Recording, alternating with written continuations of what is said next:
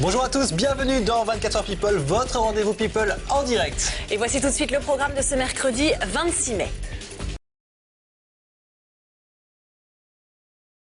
La justice, le mannequin de 40 ans a été convoqué en tant que témoin dans le procès fleuve contre l'ancien dictateur du Liberia, Charles Taylor. En 1997, elle aurait accepté de sa part un énorme diamant de sang. Seulement voilà, aujourd'hui, Charles Taylor comparaît devant le tribunal international de La Haye pour crimes contre l'humanité et trafic de pierres précieuses. Selon l'accusation, le témoignage de Naomi Campbell est donc indispensable face au dictateur qui a 62 ans, nie tout en bloc. Le témoignage de Madame Campbell est nécessaire parce qu'il y a des preuves selon lesquelles l'accusé a donné à Madame Campbell des diamants bruts en septembre 1997. Mais Naomi Campbell n'est pas la seule star à être impliquée dans cette affaire. L'accusation sollicite le témoignage à la barre de l'actrice Mia Farrow et du top modèle Carol White. Les deux femmes étaient elles aussi conviées à la soirée organisée par Nelson Mandela en ce soir de 1997. Madame Farrow était présente à la réception à laquelle Monsieur Taylor a rencontré Madame Campbell et Madame Campbell lui a parlé du cadeau le matin après le dîner.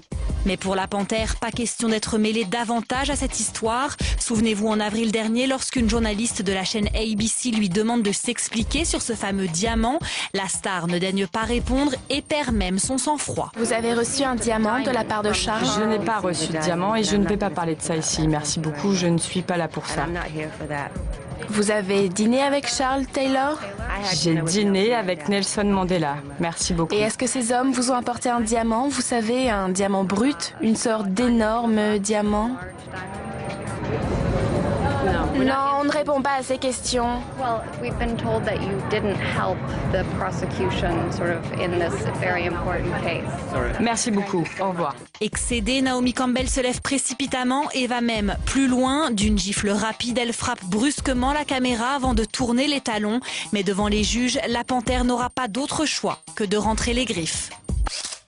Après les Brangelina, Sean Penn et Shakira ou encore Eva Longoria, c'est au tour de Christina Aguilera de poser le pied en Haïti. La chanteuse américaine de 29 ans n'a pas hésité très longtemps à mettre sa carrière entre parenthèses le temps d'un voyage humanitaire. 4 mois après le terrible séisme qui a fait près de 300 000 morts, tout est à refaire sur l'île sinistrée. Alors l'ambassadrice du Programme alimentaire mondial a décidé d'aider les plus démunis. À peine arrivée, elle se rend au chevet de centaines de réfugiés sous leur abri de fortune et leur sert des plats chauds. Bien loin de son image sulfureuse et des caprices de star, Christina Aguilera s'engage pour la bonne cause. Voir ces enfants pleins d'espoir et de rêves, c'est une chose vraiment, vraiment belle dont je suis témoin et à laquelle j'assiste. Mon Dieu, tout ce qu'il faut, ce sont des repas pour leur fournir l'opportunité d'accomplir leurs rêves. Cela commence juste avec une alimentation saine. Ça les aide à grandir, à apprendre et à réaliser tout ce qu'ils peuvent imaginer. Mais Christina Aguilera n'en oublie pas moins son domaine de prédilection, la chanson. Et ce voyage se transforme rapidement en concert privé en compagnie de nombreux enfants. Down came the rain and washed the spider out. Out came the sun and dried up all the rain. And the itsy bitsy spider went up the spout again. Mais la chanteuse cache bien son jeu. Celle qui a vendu 35 millions d'albums à travers le monde n'aurait plus le vent en poupe. La preuve, sa tournée Bionic Tour a purement et simplement été annulée aux États-Unis. D'après l'entourage de la pop star, elle n'aurait pas eu assez de temps pour préparer son show. Mais d'après ses détracteurs, tout cela n'est qu'un mensonge. En fait, ce seraient les billets qui ne se vendraient pas. Un coup dur pour Christina Aguilera qui en ce moment est en plus taxée de plagiat. Plusieurs critiques trouvent en effet que sa musique se rapproche un peu trop de l'univers déjanté de Lady Gaga. Voilà, et pendant cette première partie des news, eh bien, Afida Turner nous a rejoint autour de cette table. Bonjour Afida. Bonjour. Ça va bien? Very, very good. Alors, on va parler beaucoup de vous, thank you, autour de cette table pendant cette émission. Vous êtes ce qui s'appelle une ouf, on va le dire, vous êtes une ouf. Quand on voit les reportages qui sont passés sur vous, etc., vous êtes quand même quelqu'un de très, on va dire, pleine de vie, qui s'exprime beaucoup, surtout. Donc on attend vos réactions également sur les News People d'aujourd'hui. Eh bien, c'est vrai que j'ai beaucoup d'énergie. Les News People, je pense que c'est Christina Aguilera qui des œuvres humanitaires. Je trouve ça vachement bien. Et puis, Naomi et les diamants, c'est Naomi. Et puis, je peux pas me...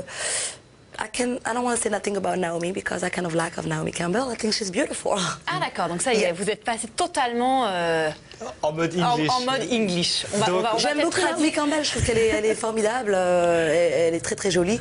Ensuite, le reste, je suis pas là pour juger les gens. Donc, de toute façon, la justice s'en occupe pour l'instant. Voilà, ouais. je suis pas encore ça vous est arrivé, FBI vous, de jeter quelque chose à la figure de quelqu'un comme Naomi Campbell qui s'est illustrée de nombreuses fois en pétant les plombs? J'ai énormément d'énergie, I have a temper, but I will not do that. Je ne ferai pas ça, j'essaie de gérer mes émotions. Ok, bon, on va rester... Mais quelquefois, j'ai vraiment envie de défendre les gens. Je vais rester hyper cool. at a distance. À distance.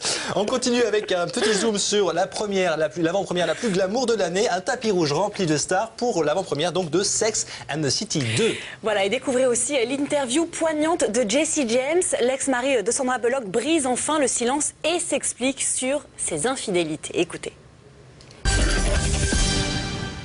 Jessie James brise le silence. Dans une interview à la chaîne ABC, le futur ex-mari de Sandra Bullock s'explique enfin et pour la première fois sur ses infidélités. Et bien sûr, impossible pour lui d'échapper à la question qui brûle toutes les lèvres. Pourquoi a-t-il trompé sa femme alors que sa vie semblait si parfaite ? Je ne sais pas. Je ne savais pas d'ailleurs ce que je faisais.